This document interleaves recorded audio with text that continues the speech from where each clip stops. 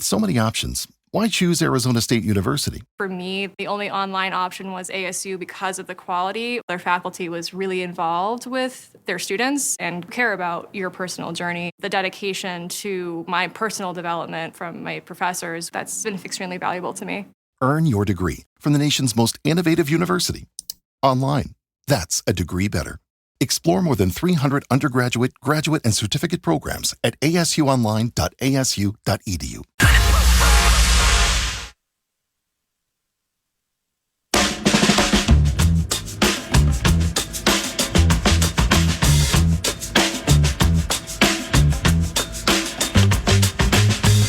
.10 in the neighborhood being FM 100.3, KFAN, your audio home for Super Bowl 59 this weekend. The mission is Mardi Gras for Philadelphia and Kansas City, and many radio stations, radio shows, TV channels, and live hits and media members are at Radio Row in New Orleans. 9 to noon is from the 651 Carpets Plus studios in the Minneapolis area. I don't miss Radio Row. Like, I don't ever pine to go to Radio Row. Do you? No. Our singular experience happened to be after one of the more down times that we've had as Vikings fan in a long time, by the way. Albeit at MOA, and they did a great job hosting it. You got the Rotunda, you got Shake Shack, you got all that. It was great. That part was fine. And you got your picture taken with Alvin Kamara. That was cool, fresh off the Miracle. It's where I met Jesse Singh with AZIC Corporation, the chief operating officer for AZIC, which subsequently triggered Timber Tech and the iHeart family. Sage Rosenfels was there. Everybody was there. It was an absolute party at MOA. Now, Kyle Brandt with Good Morning Football on NFL Network. Kyle Brandt offered up basically 1 minute of thought on what all conversations are like at a Radio Row setting between media members. And I've listened to just part of it, and I want to see what he has to say to see if it resonates, and here it is. This is, if you are a media member already in New Orleans or one that's going, I just want to touch base with you about this. This is how every single conversation goes between media members during Super Bowl week. It consists of 3 questions, all right? You're going to be standing at a party, you're going to have a drink, you're going to have some sort of bracelet on, and you're talking to someone who you don't really know, but you kind of know them from social media, and the whole time you're talking to them, they're kind of looking around the room, and so are you. But you guys will exchange 3 questions in that social exchange. Question number 1, when'd you get in? Yeah. And if they say, oh, just today, you go, oh, yeah, nice, end of the week. That makes sense, save money, get more time at home with the fam. But if they say, been here since Monday, you say, whoa, long haul, been there, man. Bet you can't wait to get home, right? That's question number 1. Question number 2, where are you staying? And they're going to say the Hyatt or the Hilton, and you just go, nice, nice. Or you could say, whoa, wow, high roller, huh? Must be nice for you. That's question number 2. And the third question, they all must be asked in every exchange. Question number 3, you staying for the game? And if they say yes, you say, nice, nice. Yeah, I just hope it's close. Just hope it's close. But if they say, no, I'm actually going to go home Saturday morning, you say, yeah, see, that's the way to play it, man. You get home on your couch. That's a veteran move right there. You know how to play it. And then you end the whole exchange by just saying, we should catch up, man, which you just did. And it's always, I'll text you. All right, cool. Be good. That's how every single exchange goes every year, all week. Yeah, he nailed it. I'm more so thinking combine. That's what I was thinking too. And he's right. I mean, specifically, hey, would you, it's not, you should come on the show sometime. Or, hey, can we come on your show sometime? It's more so, if you have time, come on the show sometime. Okay. Right. Then you get a fake number. But the first thing he said, the rubbernecking, where when you're talking to somebody at the Combine or Radio Row, well, it's difficult. It shouldn't be as difficult as it is, but it can be difficult to be intentional in the conversation when you're always looking around the room. Yeah.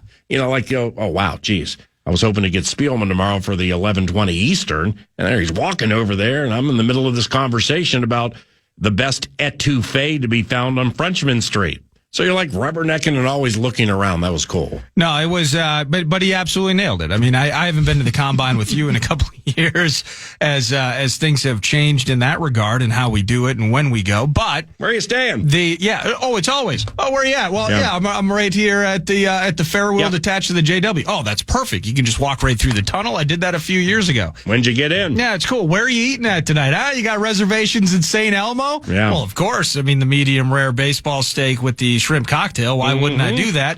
And the whole time, neither of you are even looking at each other in the face because you're both like, hey, I think that's John Elway over there. Hey, what's Jay Glazer doing over there with the guy with the wine teeth? Like you're looking at all of that the entire time that you're at the combine. So he absolutely nailed it. Now back to the lesson at hand. We did a couple earlier in the show, but JJ McCarthy spent some time with Rich Eisen, a couple of Michigan men yucking it up, thanks to Sleep Number. And JJ McCarthy talking about what the last year was like. We did that during the first hour. But I thought some of this was interesting in terms of what he learned specifically from Sam Darnold. Mostly just how he handles success. You know, for me, it was more the observation of it and just witnessing how he was the same guy every single day. He had this beautiful ability to really not care too much and not care too little. And that was something that, you know, I battle with because I care so much. And then I find myself in times when it doesn't really go your way, which is inevitable. And you kind of get down on yourself and that critic gets a little louder. But he had a great ability to just keep the main thing and just, you know, focus on attacking each day. And he played really well this year. So it was really awesome to witness that. So he got to learn from Sam, and he watched Sam really go through a revival process of sorts in 2024, something I'm sure from a health standpoint that McCarthy is going to be looking forward to. There was more in that area of the conversation. I encourage you, the Rich Eisen show, you can find it on YouTube. But he does have some interesting thoughts in terms of maybe there were a couple of advantages in terms of his development and learning, maybe X's and O's wise, scouting, creating a process for himself while being on the shelf versus having to play. So he's trying to, you could hear again the very Kevin O'Connell-like way that he approaches some things and speaks to some things. You could hear some similarities in terms of how he was summing up his 2024. But I thought this was interesting when Rich said, okay, head coach Kevin O'Connell, love the guy. What's he laid out for you in terms of the path forward? It's 2025. It's a new year. What does the coach put in front of your face? You know, with Coach O'Connell, he's one of the most genuine guys I know. And, you know, our conversations have, you know, just been nothing about the greatest thing for the Minnesota Vikings. You know, at the end of the day, there's a lot of things that are certainly above my pay grade and some things above his pay grade. And, you know, he's the one that has the pen last on the field, and that's about all I know. So just being able to just be in the moment with him every time I get the chance to interact with him and really pick his brain, because, you know, those are a lot of moments that I can miss up thinking about the future, thinking about the uncertainties that, you know, I can't do anything about. So it's really just, you know, optimizing each moment and each time I have with that great mind of the game, but most importantly, a great freaking human being.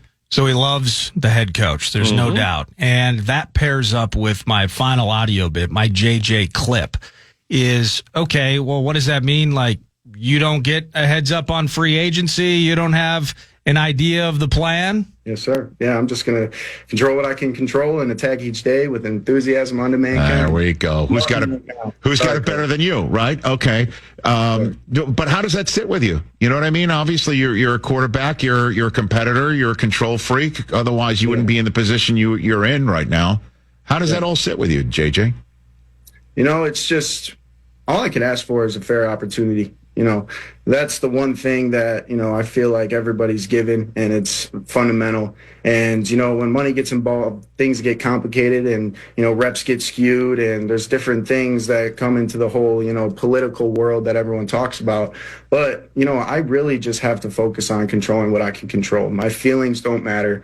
Like, I'm not getting any grace. There's no sympathy. Like, this is the big leagues. And just being able to, you know, approach it with just steadfast, narrow, tunnel vision on just the task at hand, which is that workout that day, that film study, that extra, you know, little thing I'm going to do for my fiance that day, and just really just staying in the moment, because, you know, that gives me the most peace of mind through all this. So how about that? The way he's putting it in perspective, PA, he knows big opportunity, and there's probably part of him who's like, yeah, I mean, unless they bring Sam back, I should probably be in a really good spot to train and OTAs starting. You mentioned that a couple of months down the road.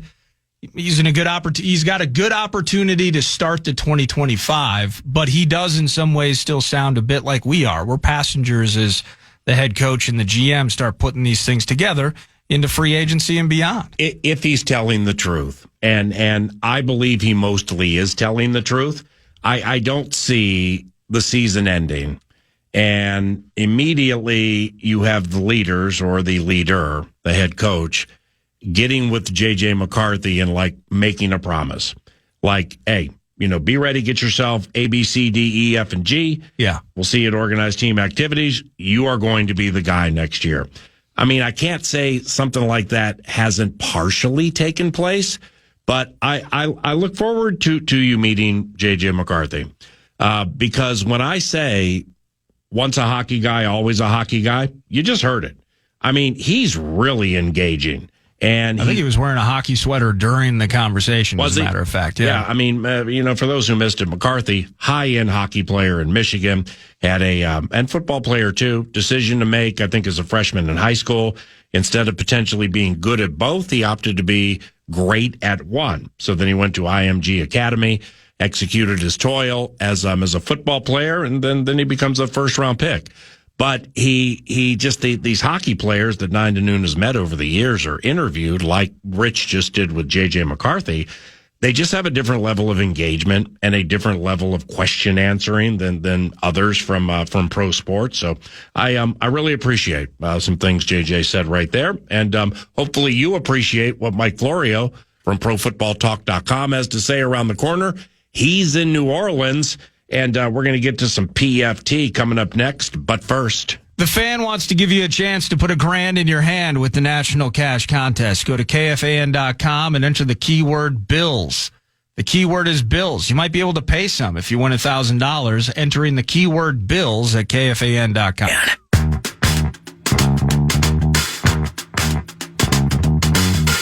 All right, into the penultimate this Wednesday, 9 to noon, and let's head down New Orleans way and chat with one of our favorites. He is Mike Florio from ProFootballTalk.com and also an author of a handful of books. Mike is on Radio Row and taking in everything that is Super Bowl 59, and he joins us now. Speaking of those books, Mike, you're correct me if I'm wrong here, but you're almost done with another book, right? And good morning. Well, I actually have one that is ready to go. I'm just figuring out when to drop it. It's a tale about the mob, gambling, and pro sports, not just football, but other sports too, that is kind of a cautionary tale on how things can go haywire if the mob would infiltrate a team to get inside information or rig bets. So I'm thinking about putting that out in August. I just need to get it wrapped up and get a cover done. My nephew, Anthony Zeech, is awesome at doing my covers. And then I'm about a little over 2/3 of the way done with the next Father of Mine book. And I've got plenty of others in the hopper, and we got plenty of stuff going on, and things are happening. Deals are being made potentially, and we'll see where this all goes. But I've been banging my head against this wall for 5 years, and either your head breaks or the wall breaks. One or the other is going to happen in the next year. Yeah, that's really good work, not only with the ones that have been published, but what you're doing right now. Now, how's New Orleans? What are you thinking of New Orleans? I love New Orleans. See, I've got this idea that the NFL should develop a rotation where it goes Las Vegas, New Orleans, Miami, and then you work in one of the broader rotation locations like Phoenix, and then New Orleans, Las Vegas, Miami, L.A., New Orleans, Las Vegas, Miami, Atlanta. So you've got a tight rotation and a broad rotation, but you keep coming back to the three places where I think it needs to be once every 4 years, Las Vegas, Miami, and New Orleans. And New Orleans is just one of these places. It's unique. It's eclectic. Everyone's friendly. The food is awesome. It's like 5 different cities crammed into one. It's great being here. It's been too long, 12 years. Super Bowl 47 was the last time we were down here, the day the lights went out during the game in the second half, and the 49ers almost came back and stole it from the Ravens. So it's been too long. and hopefully it won't be another 12 years before we're back here again. Are you perchance hitting Harrah's to shoot some dice in memory of your dad? Was your dad's name Alphonse? His original name was Armando, but it was changed to Herman at some point. And he was known as Butch. I have his croupier stick in my barn that is at least 70, if not 80, if not more years older than that. My brother-in-law is coming down on Friday with his wife, and at some point on Saturday, I think we're going to go over to one of the casinos, Caesars or Harrah's, and I've got the money clip that was my dad's. It's a Santa Anita Park money clip. And I think Santa Anita Park is now closed. You know the ponies, not me, right? No, it's still open, and that's a silver money clip, right? Yes. Yeah, I have the same one. I can't remember how long ago I got it, but I have the same one. Yeah, I got this from him years and years ago. So anytime I am going to be in the vicinity of a gambling establishment, I carry my cash in his money clip, and I carry him with me. And let's quit talking about it before you make me misty. Well, think about the craps table title and the role of the croupier. I mean, I can't remember the last croupier reference I heard. So you got like, hey, what do you do at this game? I'm the stick man. Hey, what do you do? I'm the croupier. The croupier is a cool role. That's the stick man. I know. That's the croupier. I know. You're saying it's fancy like you're the one who's in New Orleans in the French Quarter. I should be saying croupier. Yeah. Croupier stick. And I never even knew the term croupier. It was just a dice stick. My dad, I don't even know my dad knew the name croupier. And he would go on Wednesday and Sunday nights, and he'd be out until 3 in the morning, and he'd get home, and I just thought it was normal. Dad stays out till 3 a.m. into Thursday morning and into 3 a.m. on Monday morning, and I could tell by the mood in the house the next day whether when he deviated from dealing to playing, he had a good night or a bad night. Yeah, and you've mentioned Butch, Herman, Alphonse, Armando. You've mentioned your dad, God rest his soul, that he was a bookie. And you kind of just shared it right there. Any memories of him sweating bets or like playing high stakes side room pie-gow or something? The one thing that stands out is we grew up in Steelers country. So he hated the Steelers because everybody in town would bet their hearts, and he would either have to lay off or take the risk every time the Steelers were going to cover. And in the 70s, they always covered. And in turn, he loved, even though I really don't care for, the Dallas Cowboys because everybody bet their hearts against the Cowboys because everybody in town hated the Cowboys. So he always needed the Cowboys to make the number, and he always needed the Steelers' opponents to make the number. And I always heard talk about how they're going to lay off and when they're going to lay off. And they need to be careful because they cross the state lines and the feds are going to be involved. I mean, all this stuff, I'm 8, 9, 10 years old. I don't know what the hell's going on. So I remember that vividly, though. Hated the Steelers and loved the Cowboys. Mike Florio, ProFootballTalk.com, in New Orleans at Super Bowl 59. I love New Orleans also. I've been there several times. I vacationed there. Kind of a quasi-elite New Orleans mind. Food places 20-ish minutes outside the French Quarter are elite. I mean, it's Google, Uber, Smash, but they're all over the place, Mike. Well, and there's only so much time and only so many meals to eat while we're here. And the problem is we're going all day. And so when it's time to shut it down, I want to keep it close by. I want to keep it low key. I want to get a good meal. I mean, if I was going to be here on like vacation or for more than a week and not cranking all day long, it would be different. But like tonight, today, tomorrow, Friday, next 3 days are 12 today guests. And then our 2-hour show from 2 to 4 Central. We're live 2 to 4 Central this week on Sirius 85 and Peacock and NBC Sports Now. I think we've got 10 or 12 each of the next 3 days. So beautiful. When it's done, I just eat a friggin' burger from McDonald's. I just want to chill. Right.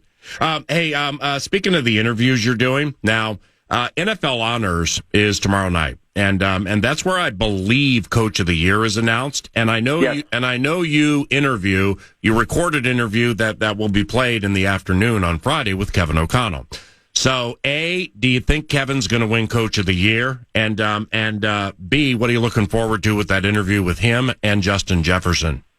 Look, it all comes down to whether voters use the standard approach of who's the coach of the team that surprised us by the most this year? That's usually who wins Coach of the Year. Who, based upon our loosely formulated preseason expectations, made us say, holy crap, the most? And under that standard, it was the Vikings. I'm trying to get away from that because it's not defined that way. Of course, they don't give you any guidance on anything except comeback player of the year, and I think they made it more complicated than not by trying to engineer it away from a guy like Sam Darnold. But I ultimately went at PFT. I can't disclose my vote yet, I guess, but I think the betting's closed. Hell, I don't care. I went with Dan Campbell just because they won the biggest regular season game in 30 years, the winner-take-all. That was my tiebreaker, and I decided going into that game, whoever wins this game finishes first, and whoever loses this game finishes second on my ballot, and that's exactly how it went. Now, speaking of the Vikings, what do you think of this? The Vikings franchise Sam Darnold and trade him and 2 first-round picks to Cleveland for Myles Garrett. That's an interesting concept. Now, I don't think Myles Garrett wants to come to Minnesota. I think Myles Garrett is going to have a very tight list of destinations in mind, teams that he believes are Super Bowl ready right now. And I don't think he would believe the Vikings are Super Bowl ready right now, contrary to your opinion and the opinions of some of the folks listening. I think he's going to be looking to cherry pick Chiefs, 49ers, Eagles, that kind of thing. And also, I don't know that I'd even play this tag and trade game with Sam Darnold. The franchise tag is an artificial limitation on a player's ability to go out and get compensated for what he has achieved. I think the right way to handle Sam Darnold, if you consider the long-term interest of the program and the attitude you're trying to convey to players, I think Sam Darnold should be given the ability to go hit the market unfettered by the salary, the franchise tag, and go wherever he wants to go and get your compensation next year in the form of a compensatory draft pick if the Vikings end up losing more players than they sign in free agency. It's a complicated formula, but I wouldn't try to play that game with Darnold and try to trade him somewhere. Just let him. He's earned the right, based upon what he did this year, to go wherever he wants to go. But I think the Vikings also, based upon what they saw at the end of the year, owe it to themselves to not continue that relationship, to accept that there's a cap on what he can do, and let's see what J.J. McCarthy can accomplish instead. And I understand, and I feel that approach that you're taking, but you started it by saying that's an interesting concept. So, I mean, like, what's interesting? Well, it is an interesting concept. I ultimately don't like it. You hit me with it cold, so I had to work my way through it. This isn't a calculator where you punch in the numbers and it's equal. Yeah. I've got to, you know, I'm like the little pinwheel on the Apple computer. I got to spin a little bit to come up with my take. Yeah, you're like Butch. I mean Herman. I mean Armando, trying to figure out if he should throw that hook on the Steelers-Browns game so he can get even action. I completely respect that and understand that. Who do you like? Who do you like in the Super Bowl and why? We are having a live picks podcast at 5 o'clock Central Time at Pat O'Brien's tonight. Oh, that's sweet. And that is the moment to which I have procrastinated my selection of a winner. Mm-hmm. And I've been right every year since the one I got wrong was Patriots-Eagles. I've been right every year since then.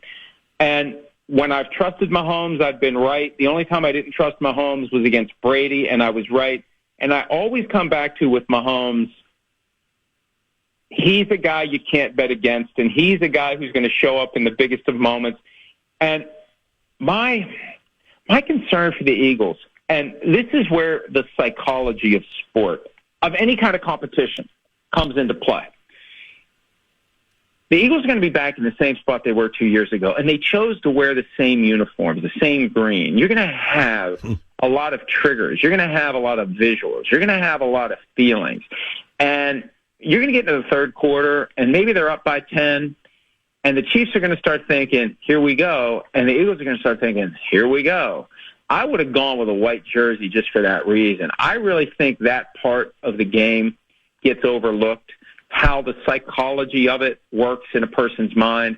And I just think of it this way. Like, if you get a big brother that kicks your ass in ping pong all the time, and you're finally up 2 points, 19-17, and you're closing in on it, all he's got to do is look at you and say, feeling nervous? And you fall apart. Mm-hmm. So I feel like what we've seen with the Chiefs over and over again, it's so clearly intangible it becomes tangible. Right. And I believe that that's going to be a factor. Now, are the Eagles good enough to overcome it? Because I think the Eagles are better than they were 2 years ago, and the Chiefs might not be as good as they were 2 years ago. Right. Will that make a difference in this? I don't know, and that's why I'm struggling. And I have until right around 6 o'clock cornfields to make a decision. And at the end of the day, I don't know what it's going to be. I'm just going to wait for that gut feeling. I'm going to wait for that intangible, whatever I've done the past 8-9 years to get it right. I'm just going to hope that voice speaks to me at the right moment when it's time to make my pick. Pat O'Brien's on Bourbon Street tonight, the home of the Hurricane? The main Pat O'Brien's, wherever that is. There's multiple Pat O'Brien's. We're going to be at the main Pat O'Brien. Mm-hmm. That's sweet. So Philly winning the game by multiple scores and just kind of steamrolling Kansas City. You find that to be a minimal chance in the equation? I think if Philly wins, that's how it happens. Yeah. If it's close, the Chiefs are going to pull it out. Right. Yeah, I agree. You can't beat the Chiefs. You have to kill the Chiefs. Right. Yeah, that's right? good. And no one's killed the Chiefs other than the Bills. The Chiefs have lost one game that they were trying to win since Christmas Day of 2023. Jeez. One game at Buffalo. And it came down to a 4th and 2 from the 26 with the Bills up by a couple of points. And they went for it because if they kicked the field goal, they would have given the Chiefs the chance to go down the field and win it with a touchdown. And Josh Allen went 26. Now, the difference in this one is Jalen Hurts isn't in the same category as Josh Allen, all due respect, but Saquon Barkley has been the most dynamic and electric running back in the NFL this year. That's where I look at it and say, if they don't have an effective Saquon plan, what do the Chiefs do to keep the Eagles from scoring and scoring and scoring? And then it comes down to they just make a play. And I worry about Jalen Carter against the Chiefs' offensive line because they've kicked Joe Thuney out the left tackle. Mike Caliendo is in that left guard spot. And Jalen Carter is going to throw him around like Frank Caliendo. That's a fairly low-hanging fruit joke, but I still like it. Mm-hmm. Jalen Carter is awesome. Jalen Carter is that guy that slipped down to 9th overall. He was involved in that fatality with the automobile at a high rate of speed a couple of years ago at the draft, and the Eagles stopped the free fall, and the Eagles are benefiting now from the most dominant force in the NFL in the interior. This is Aaron Donald-ish kind of player, and I wonder if that's going to be the difference because that's what it was 4 years ago when Patrick Mahomes was getting chased all over the place by the Tampa Bay front four. Okay, lastly, Andy Reid with that bye week, with that extra week, I mean, the record's ballyhooed. It's NFL immortality. But how about this? And you probably know this. Nick Sirianni, Eagles coach, Nick Sirianni, 7-1 with an extra week of prep. And he actually consulted with Andy Reid in 2022 on what Reid does to win so much with that added time. But Sirianni, 7-1 with that extra week. The only loss, that Super Bowl against the Chiefs. What do you think of that? It's amazing. The Eagles are one of the best teams in the NFL, and I doubt that many of the AP voters put Sirianni anywhere on their 5-deep Coach of the Year ballot. The perception is this Eagles team is so good, it doesn't matter who's coaching it. And Sirianni gives off a vibe of a fan who won a contest to be the coach of the team for a day. And I think people see that, like when he's jawing with fans and on the sideline, getting disrespected by assistant coaches, like getting in people's faces. I wonder if the Eagles are a team that is so good, but their head coach to some extent might be holding them back. I'm not making that assertion. Yep. I just wonder if that's true. And what would you ever do about that? Right. Like, people have raised that question about the Bills. Is Sean McDermott holding them back?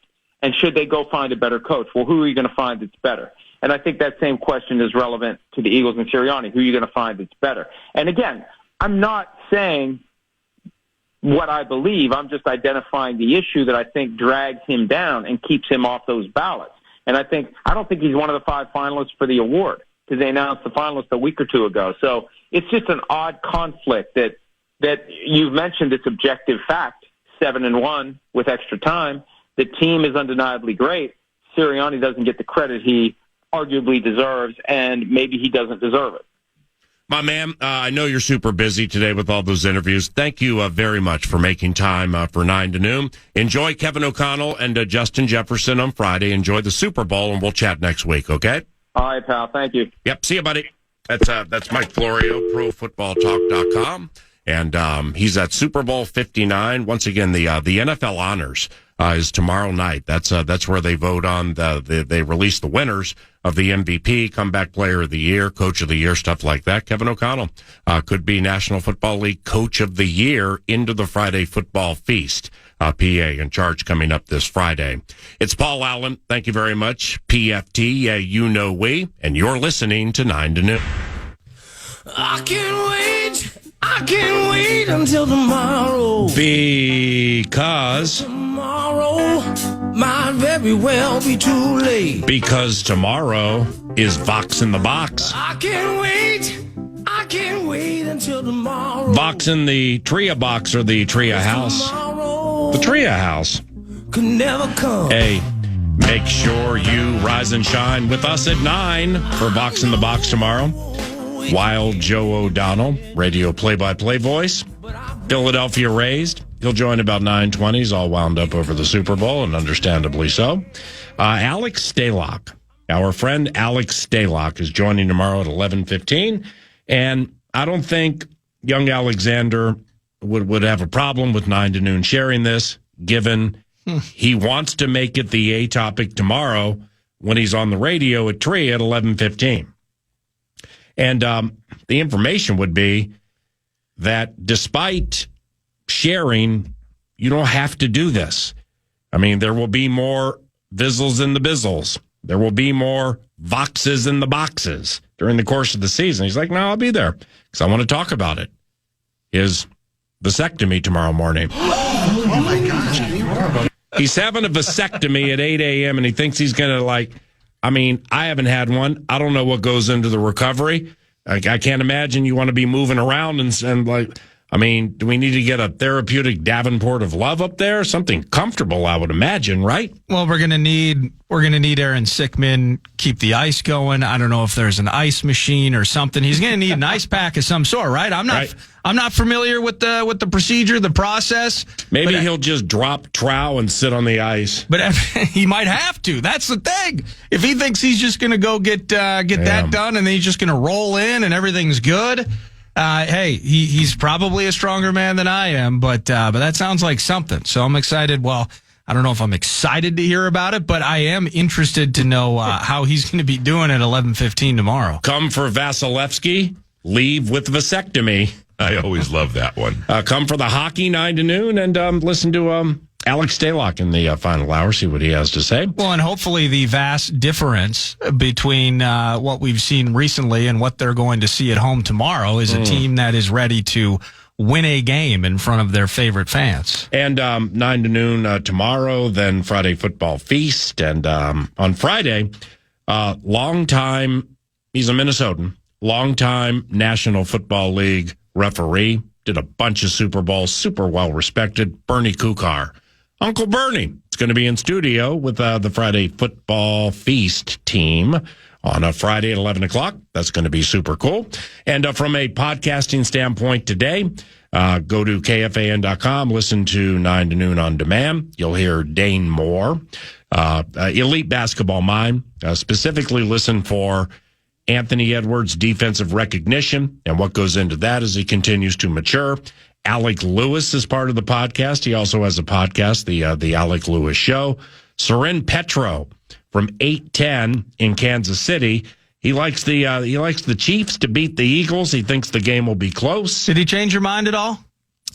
No, not really. It's the He's hit me with that fear element. That's the key. That it's the element of doubt that comes in when we're talking about the dynasty-like nature of the Chiefs. Right, and I respect that absolutely. It's the Chiefs play in nothing but close games. Yeah. So the common refrain here is that it has to be a close game. I don't think it does. But that's why money meets mouth, and then you see where it goes from there. Absolutely. KFAN.com, podcast 9 on demand, 9 to Noon on demand. Ben Johnson, coach of the Gophers, around the corner. I'm Paul Allen. Thank you very much for listening. From the fighting city of Mankato, ladies and gentlemen, emerging rap talent. Everybody put your hands together. Got to get a raucous round of applause and a witness or two for Big Daddy Khan. Put your hands in the air and wave them like you just don't care. Hey! All right. Sorry in advance. 9 to noon on your stereo speaker. PA, the cereal bathroom stall peeker, just to say hi, but then he lingers. And in the hall, he'll ask if you want to smell his finger. Nothing weird about that. It's the norm. But hey, what's with the rag and the chloroform? Anyway, what was I thinking? I forget. I just woke up with a headache and my pants are wet. Now we're playing out the string on the big game while the Wolves and the Wild, man, they're coming up lame. Dane Moore opens the show and he's shooting like Dame. Alec Lewis and Florio with more of the same. And tomorrow, moving on to the Wild, at Box in the Box through the eyes of a child. I'll wear a hat because I don't own a comb. Will the hockey team ever win another game at home? All this negativity that's in this town sucks. Podcast today's Paul Allen Show, or listen back to previous show and interviews by going to the iHeartRadio app or KFAN.com.